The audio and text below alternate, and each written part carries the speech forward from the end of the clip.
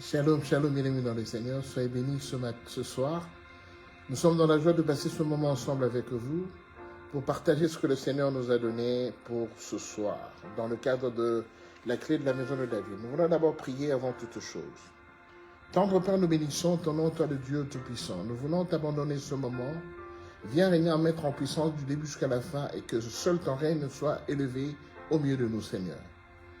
Je déclare que ce lieu est sanctifié, purifié, et que ta grâce va nous accompagner du début jusqu'à la fin. Dans le nom de Jésus, nous t'avons prié. Amen. Amen, amen, amen, bien-aimé le Seigneur. Voilà, nous sommes de nouveau de retour. Nous sommes vendredi, et c'est la fin de la semaine. Nous voulons continuer à parler de ce que nous avons commencé à parler le lundi de la femme Tamar. Nous avons vu la fois passée que les femmes Tamar et les hommes Tamar, il y en a plein dans le monde. Ce sont des gens qui souffrent en silence. Ils souffrent en silence et ils ne savent pas exprimer cette souffrance à quelqu'un d'autre. Surtout les femmes qui vivent un mariage très médiocre, un mariage très malheureux où elle n'a pas le pouvoir, elle n'a pas un seul mot à placer dans le couple, où ses revendications ne sont même pas prises en charge, que ce soit par son mari, que ce soit par sa femme. Des gens qui n'ont rien à dire, qui subissent les affronts, que ce soit de la belle famille, parce qu'elle n'arrive pas à procréer, parce qu'on estime qu'elle est très dure, parce que son mari est tellement friqué que quand les membres de la famille viennent rendre visite et qu'ils veulent obtenir quelque chose de la part du mari, et que soi-disant c'est elle qui fait tout pour que le mari ne puisse pas souvent bénir ses membres de famille, alors que c'est peut-être le mari qui lui a donné des consignes pour qu'il sache comment se comporter vis-à-vis de sa belle famille. Le bien-aimé des femmes Tamar, il en existe tout le temps dans la vie. Il y a des hommes Tamar qui sont des hommes Tamar dans leur travail. Ils subissent des affronts, des injustices, de la maltraitance, si je peux appeler ça, même des sévices de la part de leur patron, leur responsable, mais ils n'osent pas dire un mot de peur d'être licenciés, de peur d'être mis à la porte. Bien aimé, c'est de plus en plus fréquent dans le monde. Nous avons vu comment la femme Tamar pleurait, mais ses pleurs, elle le faisait en silence. Et ça ne concernait ni Judas, ni les autres membres de la famille qui étaient restés, je parle de Sheila. Ça ne les concernait pas, parce que c'était une femme de la famille. Selon le système de Lévira, Tamar était une femme de la famille. On l'a épousée pour, soi-disant, un enfant de la famille, mais elle est appelée à rester la femme de tous les membres, tous les garçons de la famille quand l'aîné décède. Donc, vous avez bien aimé, malgré sa volonté, elle n'avait aucun mot à dire. Elle devait subir tout ce qu'elle a subi dans le foyer. Alors aujourd'hui, nous allons continuer sur un aspect, toujours dans l'histoire de la femme Tamar, dans Genèse 38. Nous allons continuer sur un aspect ce soir. Nous allons lire le livre de Genèse chapitre 38. Nous allons lire le verset 11. Genèse chapitre 38, le verset 11. La Bible dit ceci. Alors Judas dit à Tamar, sa belle-fille, « Demeure veuve dans la maison de ton père, jusqu'à ce que Sheila, mon fils, soit grand. » Il parlait ainsi dans la crainte que Sheila ne mourût comme ses frères. Tamar s'en alla et elle habita dans la maison de son père. Et le premier fils de Judas, est décédé parce qu'il était tellement méchant que Dieu l'a fait mourir. Selon le système du Lévira, c'est maintenant son frère cadet, à la personne de Onan, qui a hérité de cette femme, parce que c'était une femme de la famille. Il a hérité de cette femme, et pendant qu'ils étaient ensemble, Onan ne voulait pas donner une postérité à la femme Tamar, parce que cette postérité ne serait pas de lui. Alors Omar, qu'est-ce qu'il faisait? Il se souillait à terre pour ne pas donner une descendance à Tamar. Et cela également n'a pas plu à Dieu, que Dieu l'a fait mourir. Donc, Judas perd 2 fils parce que ils étaient méchants, parce qu'ils ne se comportaient pas selon le principe du lévirat. Et c'est Dieu lui-même qui les a fait mourir. Maintenant, il y a le 3e qui était le cadet Sheila. Mais Sheila était encore jeune. Que le père Judas dira à Tamar, repars un peu dans ta famille, va dans la maison de ton père jusqu'à ce que Sheila grandisse. Et une fois qu'il sera grand, il va te prendre comme son héritage, comme son épouse, selon le système du lévirat. Bien-aimés dans le Seigneur, nous parlons des choses qui sont tellement concrètes, des choses réelles que nous vivons tous les jours au quotidien. Donc, Judas, ayant perdu 2 de ses enfants, 2 de ses aînés, Judas, qui donne conseil à Tamar, sa belle-fille, il lui dit, repars un peu dans la maison de ton père. Et quand tu vas rentrer dans la maison de ton père, reste là jusqu'à ce que mon fils Sheila grandisse et qu'il te prenne pour épouse. Bien aimé, cela veut dire quoi? Judas renvoie Tamar ou à la maison familiale, je dirais plus concrètement, il renvoie Tamar au lit familial. L'enseignement d'aujourd'hui est intitulé le lit familial. C'est quoi le lit familial? Le lit familial, c'est quelque chose qui nous rattache. C'est un lien tellement puissant qui nous rattache à la maison de nos pères. Le lit familial, c'est quelque chose de tellement important que nous n'en parlons pas assez souvent. Mais ce sont des faits réels. Bien aimé, vous savez, en Afrique, d'où je viens, j'ai vu des familles. J'ai vu des familles avec des grands garçons qui ont épousé des femmes, mais qui n'ont pas allé, ils sont pas allés habiter dans d'autres maisons, bien dans des maisons, dans des appartements, bien dans des maisons ailleurs que la maison familiale, qui ont habité avec leurs femmes dans la parcelle familiale. Qu'est-ce qu'ils faisaient? C'est-à-dire, dans l'espace qui restait dans la parcelle familiale, ils ont créé des appartements annexes. Ils ont créé des appartements annexes, et c'est là qu'ils ont vécu avec leurs femmes. Ils ont eu des enfants toujours dans la maison familiale, dans leur appartement familial, et ils y sont restés jusqu'à même ceux qu'ils sont grandis, jusqu'à ce que certains sont morts et leurs enfants ont hérité de... Bien, mais je ne sais pas si vous comprenez l'ampleur du lit familial. Dans le lit familial, c'est un objet, c'est un instrument, c'est un élément qui fait partie de la maison familiale. Un élément sur lequel tu as grandi, tu as vécu, tu dormais là-bas. Mais une fois que tu es parti, tu as quitté la maison. Parce que la Bible dit, dans le livre de Genèse, chapitre 2, verset 24, la Bible dit, l'homme quittera son père et sa mère, s'attachera à sa femme, et les 2 deviendront une seule chair. Quand l'homme doit quitter le père et la mère, c'est-à-dire qu'il doit quitter leur maison familiale, il doit aller vivre en dehors de la maison familiale. Mais en réalité, beaucoup, quand ils quittent la maison familiale, plus tard, les événements le font qu'ils doivent revenir dans la maison familiale où ils habitaient, d'où ils ont quitté.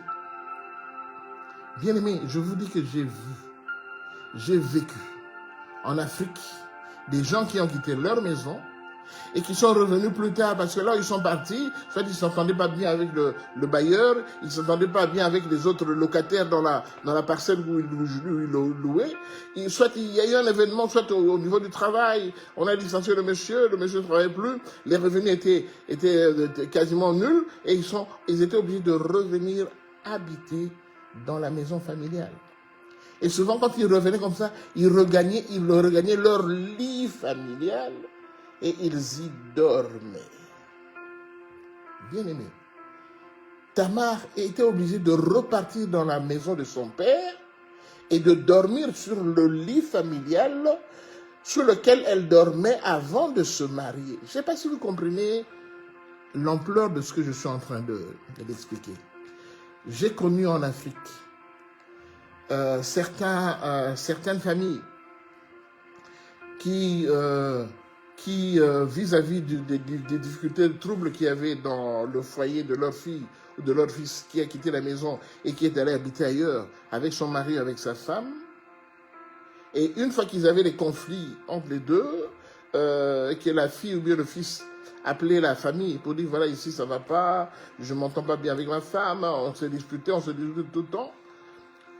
J'ai entendu des familles dire à leurs membres de famille, à leur fils ou à leur fille, lui dire, écoute, de toutes les façons, si le mari, s'il te traite comme de moins que rien, tu peux revenir à la maison. Et sache que ton lit, on ne l'a jamais brûlé. Ton lit est toujours là. Ton lit est toujours là. Reviens ici, tu vas, il y a un lit sur lequel tu vas dormir. Mais le lit dont il parle là, c'est le lit familial. C'est un lien qui t'attache, toi qui veux partir, toi qui veux quitter ta famille. C'est un lien qui t'attache carrément et que tu ramènes, bien-aimé. Donc si les forces négatives tirent sur ce lien, eh bien, tu ne comprendras pas, tu vas quitter ta maison et tu vas revenir dormir dans la maison familiale. Il y a même des couples, une fois qu'ils se disputent, une fois qu'il y a une dispute, le mari revient à la maison familiale et il dort sur son lit parce qu'il s'est disputé avec sa femme. Et vice-versa. Quand il y a dispute, la femme quitte la maison, elle revient chez sa mère, elle revient chez son père, elle dort là, même avec les enfants. Jusqu'à ce que le conflit sera fini, jusqu'à ce qu'ils soient mis d'accord pour qu'ils repartent ou qu'elle reparte dans son foyer, dans son couple. Bien-aimé, le lit familial, c'est quelque chose de grave. Si Judas a poussé Tamar à repartir vers le lit familial, c'est qu'il y a possibilité que beaucoup parmi nous, beaucoup qui sont là, toi qui me suis, ça peut être autant d'années que tu as quitté ton mariage. Autant d'années que tu t'es séparé de ton mari. Tu as fait quoi? Tu es reparti à la maison familiale et tu as continué à dormir sur le lit familial, le lit que tu occupais quand tu étais encore célibataire. Et vice-versa. Tu as connu un élément malheureux dans ton foyer, dans ton couple, tu es reparti auprès de papa et de maman, dans la maison familiale, et eux, ils t'ont dit, de toute façon, ton lit est toujours là, tu peux toujours dormir dans ton lit, bien aimé dans le Seigneur. Nous voulons que ce genre de situation puisse nous laisser en paix. Ce Dieu-là qui a permis que tu quittes la maison familiale, ce Dieu-là qui a dit que l'homme quittera son père et sa mère, s'attachera à sa femme et deviendra une seule chair. Ce Dieu-là, une fois que tu as quitté la maison, il permettra que, quelles que soient les circonstances, quels que soient les incidents, les circonstances qui vont arriver plus tard, ce Dieu-là permettra que, là où tu es parti, que tu puisses continuer à vivre, et lui, il vaquera, il s'occupera de tous tes besoins, il ne t'abandonnera pas, il ne te délaissera pas. Donc voilà, bien aimé dans le Seigneur, nous voulons vraiment insister par rapport à cela. Nous voulons vraiment insister. Vous savez, quand tu vas en Israël, quand tu vas à Nazareth, oui, à Nazareth, j'ai vu des maisons, des appartements, des maisons familiales qui avaient 3 ou 4 niveaux. Mais quand tu regardes les niveaux que possède cette maison familiale, tu vas te rendre compte que ce sont des niveaux un peu bizarroïdes comme ça. C'est comme si en fait, il n'y avait pas tellement un architecte qui devait coordonner les travaux pour que les étages soient identiques et de la même façon qu'ils devaient être conçus. Tu vas te rendre compte que c'est quand même différent. Tu vois que le 2e étage ne correspond pas vraiment au 3e étage dans la forme et tout ça. Et quand je me suis renseigné, on m'a dit ceci, qu'en Israël, quand un enfant devait se marier, un enfant qui est devenu adulte, il devait se marier, et bien qu'est-ce qu'il faisait? Alors, il investissait pour construire un étage au-dessus de leur maison. Parce qu'au départ, c'était des maisons simples, des maisons uniques, des maisons sans étage. Et quand l'aîné va aller se marier, il construisait un étage au-dessus de la maison. Et sur cet étage, il allait y habiter lui et sa femme. Ainsi de suite. Et quand celui qui le suit après devait se marier, il construisait de nouveau un étage au-dessus du premier étage sur lequel habite son frère. C'est ainsi que les maisons, vous allez voir, les maisons à Nazareth sont construites de la même façon. Moi, j'ai vu Nazareth, mais sûrement dans d'autres villes aussi, c'était ça. C'était parce que le lit familial était important. Un enfant qui a grandi ne devait pas quitter la maison familiale. Il devait y rester. Parce que quand il y avait des besoins, ou il y avait des situations qui demandaient l'assistance de tout le monde, eh ben, c'était facile parce que tout le monde était sur place. Bien-aimé, le lit familial te tient. Le lit familial t'empêche d'évoluer. Le lit familial t'empêchera de vivre un mariage heureux. Parce que tes parents vont toujours te rappeler que de toutes les façons, si ça ne va pas dans ton mariage, reviens à la maison, ton lit est toujours là. Et nous voulons faire une prière aujourd'hui par rapport à la situation que vivent les Tamars qui pleurent silencieusement, qui souffrent silencieusement sans pouvoir en partager avec les autres. Nous voulons faire une prière par rapport à ça. Nous voulons également prier pour les lits familiales. Il y a beaucoup de gens qui sont dans des lits familiales, qui vivent dans des lits familiales sans pour autant se rendre compte qu'ils ont eu une vie. Ils ont vécu un moment en dehors de la maison familiale, ils ont commencé à vivre leur vie, et puis subitement, un événement fait que, paf, il est revenu à la maison familiale. Elle est revenue à la maison familiale où elle a grandi, elle a commencé à y habiter. Mais comme c'est quelque chose qui ne tique pas les gens, certains y sont restés, même jusqu'à plus tard, beaucoup d'années plus tard, ils sont restés dans la maison familiale parce que le lit familial est réclamé. Nous voulons prier. Sois dans la joie, mon frère. Sois dans la joie. La Bible déclare quelque chose qui est révélé, il est condamné. Comme le Seigneur veut te révéler aujourd'hui que le lit familial est un lien qui te rattache au célibat, qui te rattache à la non-prospérité, qui te rattache à la pauvreté, le Seigneur voudrait qu'aujourd'hui, que ce lien-là soit coupé pour que tu sois libéré de toutes choses. Peut-être tu n'as pas encore quitté la maison familiale. Peut-être. Mais sache que c'est un lien qui peut te suivre plus tard. Tu as déjà quitté la maison familiale. Sache que ce lien-là peut toujours te retrouver. Tu vis dans un mariage où tu es tout le temps en dispute avec ton conjoint. Fais gaffe. Certains parmi nous, ils ont l'habitude d'aller dormir 3-4 fois par an chez les parents.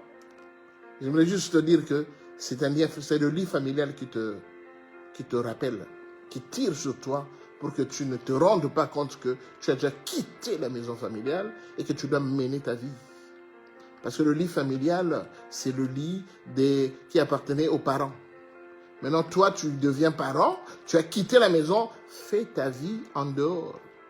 Et si tu es réclamé par le lit familial, fais comprendre au Seigneur, dis au Seigneur, Seigneur, j'ai déjà quitté, rappelle-lui Genèse chapitre 2, verset 24. Ce Dieu-là, il est fidèle. Alors là où tu es, bien-aimé, nous voulons remercier le Seigneur pour ce qu'il nous a dit, pour ce qu'il nous a enseigné ce jour, ainsi que le lundi passé. Nous allons remercier le Seigneur parce que la Bible déclare, la révélation de tes paroles est simple et elle donne l'intelligence aux simples. Bien-aimés, nous voulons prier. Remercier le Seigneur pour nous avoir révélé toutes ces choses. Prions au nom de Jésus. Béni soit ton nom le Tout-Puissant. Béni soit ton nom le Saint des Saints. Béni soit ton nom le Seigneur des Seigneurs. Tu es Dieu. Tu ne parles pas comme quelqu'un d'autre, Père. Quand tu parles, Seigneur Jésus, c'est que tu veux éclairer certaines choses. Quand tu parles, Seigneur Jésus, c'est que tu veux, Père, que notre situation dans laquelle nous vivons, Père, soit transformée parce que cette situation ne te plaît pas. Cette situation ne correspond pas à ta parole. Parce que toi, tu as dit, il envoie sa parole et sa parole guérit. Seigneur, nous voulons guérir de cette situation. Nous voulons guérir, Père de gloire. Partout où nous vivons, Seigneur, pour que nous puissions obtenir la paix. Béni soit ton nom. Gloire et louange à toi, Seigneur.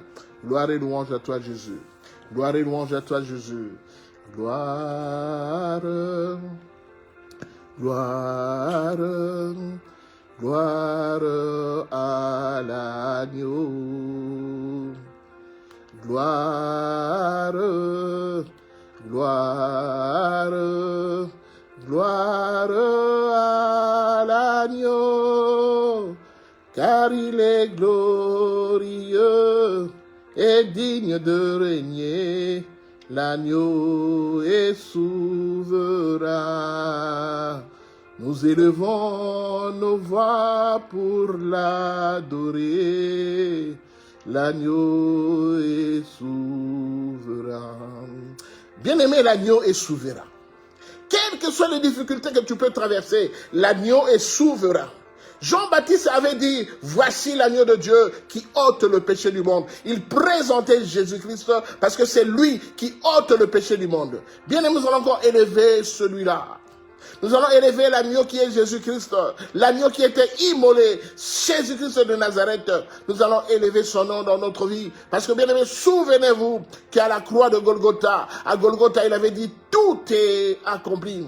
À la croix de Golgotha, Seigneur Jésus, il avait dit, j'ai pris toutes tes peines, j'ai pris toutes tes difficultés, je te donne la vie maintenant. Voilà pourquoi il a dit, tout est accompli dans la vie de Marc, tout est accompli dans la vie de Séphora, tout est accompli dans la vie de Blondine, tout est accompli dans la vie de Marthe. Bien-aimés, nous allons élever le nom du Seigneur. Nous allons élever son nom parce que la Bible déclare dans le livre de Philippiens chapitre 2, du verset 6 au verset 9, la Bible dit, c'est pourquoi Dieu l'a souverainement élevé et lui a donné le nom qui est élevé au-dessus de tout nom, afin que devant la croix, tout genou fléchisse et que toute langue confesse que Jésus-Christ est Seigneur et Sauveur. Nous élevons Jésus, nous élevons le nom qui est au-dessus de tout nom. Nous l'élevons parce que tu es le Dieu, béni soit ton nom, Père. Seigneur, nous voulons élever ton nom ce soir. Nous voulons t'élever parce que tu en es digne, Père. La Bible déclare, l'Éternel est mon berger, je ne manquerai de rien. Oui, Seigneur Jésus, je sais qu'avec toi, je ne manquerai de rien. Quels que soient les incidents, quelles que soient les calamités que je peux connaître, je sais que je ne manquerai de rien. Parce que la Bible déclare, mon Rédempteur se lèvera, il se lèvera le dernier. Même si tout semble fini, même si tout semble abstrait, même si tout semble non-sens, mais je sais que à la fin de toutes choses, Jésus-Christ, tu vas t'élever dans la vie de mon frère, dans la vie de ma soeur. Voilà pourquoi nous voulons t'élever ton nom. Nous voulons élever ton nom, Seigneur, dans cette situation de Lévira.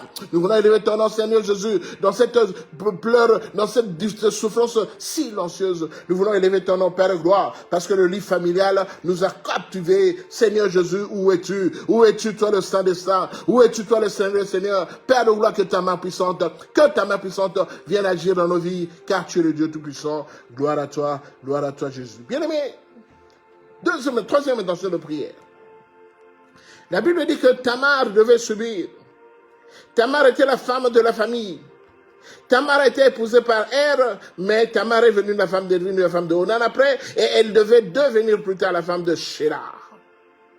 Bien-aimés, nous allons demander au Seigneur de nous faire grâce. De nous faire grâce parce que tu as dit, l'homme s'attachera à sa femme. Bien-aimé, la femme doit s'attacher à son mari. Mais la femme ne doit pas s'attacher à ses maris. Surtout s'ils sont de la même famille, la femme doit s'attacher à son mari. Nous allons demander au Seigneur que le Seigneur nous fasse grâce afin que ce système de Lévira ne vienne pas perturber notre foyer. Afin que ce système de Lévira ne vienne pas perturber nos vies, que nous puissions vivre selon la vie que le Seigneur nous a donnée, parce qu'il a dit, il faut que l'évêque soit marié et mari d'une seule femme. Nous allons demander au Seigneur sa grâce, pour que ce système que Tamar a subi ne vienne pas perturber nos vies. Prions au nom de Jésus. Seigneur, je veux abandonner mon foyer entre tes mains. Je veux abandonner mon futur foyer entre tes saintes et divines mains, Seigneur. Je veux abandonner mon couple entre tes mains de Galilée. Que toi seul puisses être le pilier qui nous manque. Le pilier qui nous manque dans ce couple, Père. Que tu en sois un, Père. Afin que s'il y a un problème, que nous puissions nous tourner vers toi. Parce que la solution ne viendra que de toi. La solution ne viendra pas des humains. La solution ne viendra pas des daddies, mais la solution viendra de toi. Seigneur, fortifie-nous encore. Fortifie mon frère et ma soeur qui sont en couple. Fortifie ce jeune couple, Père de gloire, Seigneur. Qu'ils puissent être attachés à toi. Qu'ils soient attachés à toi, afin que la femme ne devienne pas une esclave de la famille. Que le mari ne devienne pas un esclave de la belle famille, mais que réellement, Seigneur, qu'il y ait de l'amour, et de la compassion dans ces deux familles, parce que tu les as appelés à s'unir. Tu as dit l'homme quittera son père, s'attachera à sa femme et ils deviendront tous les deux une seule chair. Seigneur, que ces verbes puissent être conjugués, quitter, s'attacher et devenir. Que cela puisse être conjugué dans la vie de mon frère et dans la vie de ma soeur pour que seul ton nom soit loué. Tu es le Dieu Tout-Puissant. Merci Seigneur, parce qu'aujourd'hui je sais que tu ne feras pas de moi un Tamar. Tu ne feras pas de mon épouse une Tamar. Tu ne feras pas de nous des Tamar, l'homme de Galilée. Parce que le système de Tamar, c'est un exemple qui nous montre que nous devons réellement nous attacher à toi. Seigneur, fais-nous grâce ce soir pour que seul ton nom soit loué. Béni soit ton nom. Merci Seigneur. Gloire à Jésus, gloire à Jésus. Bien aimé, nous allons faire la quatrième intention de prière. Judas avait envoyé Tamar auprès de ses parents pour aller vivre là-bas, attendre que Sheila grandisse pour qu'il vienne la prendre comme épouse. Bien-aimé, Judas avait condamné réellement Sheila à retourner vers le lit familial. Nous allons renoncer à tous les lits familiaux que nous connaissons. Nous allons renoncer au lit familial qui nous empêche d'évoluer. Nous allons renoncer au lit familial qui nous piège, qui nous captive. Nous allons renoncer au lit familial parce que nous sommes libres d'évoluer. Nous sommes libres d'évoluer, mais nous ne sommes pas attachés au lit familial. Élève ta voix, prie au nom de Jésus. Seigneur, tu es le Dieu Tout-Puissant. Tu es ce Dieu qui dit un mot et la chose s'accomplit. Seigneur, ce soir, j'aimerais que tu puisses me débarrasser mon frère, débarrasser ma soeur du lit familial, Père. Parce que nous avons quitté la maison familiale et nous avons également quitté le lit familial.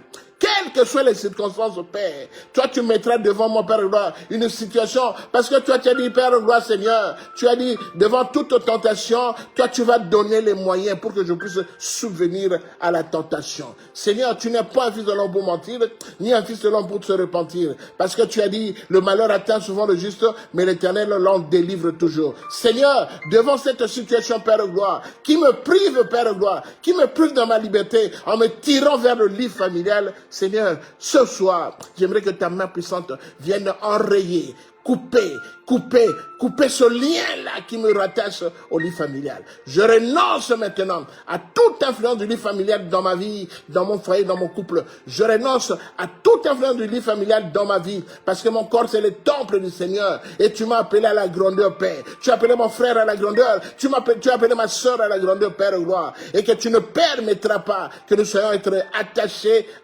au lit familial. Que toute influence du lit familial dans la vie de mon frère et dans la vie de ma soeur soit coupée, anéantie, et c'est là au nom de Jésus. Au nom de Jésus. La Bible déclare que tout lien, que tout arbre qui ne porte pas de fruits soit coupé et jeté au feu. Au nom de Jésus, je coupe ce lien du lit familial et le jette au feu au nom de Jésus, parce que ça ne m'apportera rien. Au contraire, ça va me retarder, au contraire, ça va me piéger, au contraire, ça va me bloquer, parce que Seigneur, tu m'as appelé à la grandeur, tu m'as appelé à l'évolution, parce que tu as dit, lève-toi, prends courage et marche. Seigneur, je me suis engagé dans la vie, mon frère s'est engagé dans la vie, ma soeur s'est engagée dans la vie, Père gloire. Ce n'est pas pour regresser, mais c'est pour évoluer, Père. Tu es le Dieu Tout-Puissant, Père.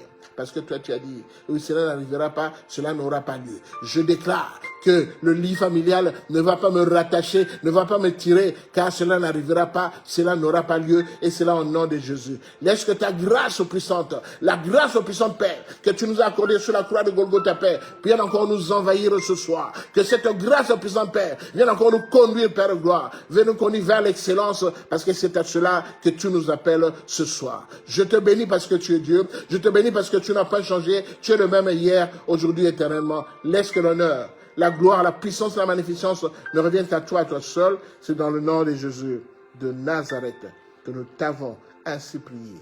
Et nous disons Amen, Amen, Amen. Soyez bénis, bien-aimés dans le Seigneur. Soyez bénis d'avoir passé ce moment ensemble avec vous. Je sais que ce Dieu-là, il n'est pas un fils de l'homme pour mentir, ni un fils de l'homme pour se repentir. S'il nous a donné cet enseignement, c'est parce qu'il se rend compte qu'il y a beaucoup de ces enfants qui sont bloqués et qui n'arrivent pas à évoluer parce que le lit familial les rattache, parce que le lévira, le système de souffrance silencieuse les capte, les bloque. Voilà pourquoi ils ne savent pas évoluer. Mais ce Dieu-là qui a permis cela, ce Dieu-là a permis que nous puissions faire cette prière ensemble, et ce Dieu-là permettra que tu puisses encore avoir des révélations probante sur ta situation pour qu'il puisse te prouver qu'il ne parle pas en vain. S'il parle parce qu'il veut que son fils ou sa fille soit sauvé. La Bible dit, rien ne peut arriver à mon serviteur sans que je les en prévienne. Le Seigneur te parle ce soir. Il t'a parlé au-delà de tous ces enseignements. Il t'a parlé au travers de tout ce que nous avons fait. Et il te parlera encore après cette prière. Parce que la Bible déclare que vous me prierez, vous partirez, vous m'invoquerez et je vous exaucerai. Seigneur, que ton exaucement s'accomplisse dans nos vies ce soir. Dans le nom de Jésus, nous t'avons ainsi prié. Et nous disons Amen, Amen, Amen. Soyez bénis, bien-aimés dans le Seigneur. Passez un bon week-end dans la paix et dans la joie du Seigneur. S'il le permet, on se revoit le lundi prochain pour une autre histoire, un autre enseignement, une autre exhortation. Soyez bénis là où vous êtes. Shalom, shalom.